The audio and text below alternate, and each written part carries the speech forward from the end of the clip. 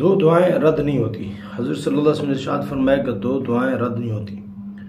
हज़रत साहल बिन असाद रज़ियल्लाहु कहते हैं क़ाला रसूलुल्लाह सल्लल्लाहु अलैहि वसल्लम थिनतानि ला तुरद्दानी औ क़ाला क़ल्लमा तुरद्दु इन्न दुआ इंदल निदा व इंदल बासहीन यलहमु बअदुहुम बअदा व फ़ी रिवायतिन व तहतल मतर। साहल बिन साद रज़ियल्लाहु कहते हैं कि अल्लाह के रसूल ने फरमाया कि दो दुआएं रद्द नहीं होती। कौन कौन सी दुआएं रद्द नहीं होती? एक दुआ फरमाया जब अज़ान के वक़्त, तो हमें चाहिए कि हम अज़ान के वक़्त दुआ करें, चाहे कि हम बातों में लगे रहें, किसी खराफात में लगे रहें।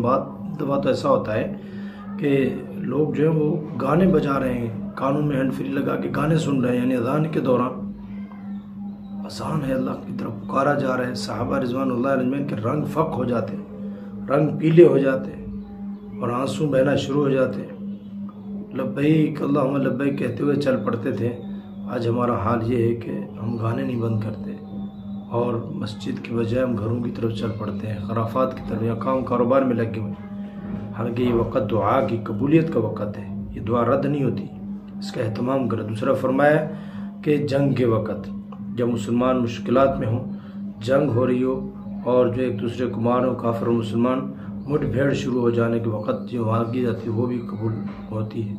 अलबत्ता बाज़ रिवायत में ये जो लफ्ज़ हैं इंदल बास की जगह जो है वो तहतल मतर का लफ्ज़, यानी बारिश के वक़्त दुआ कबूल होती है, क्योंकि वो परेशानी का वक़्त होता है और जो है नुकसान का खदशा होता है, ख़तरा होता है।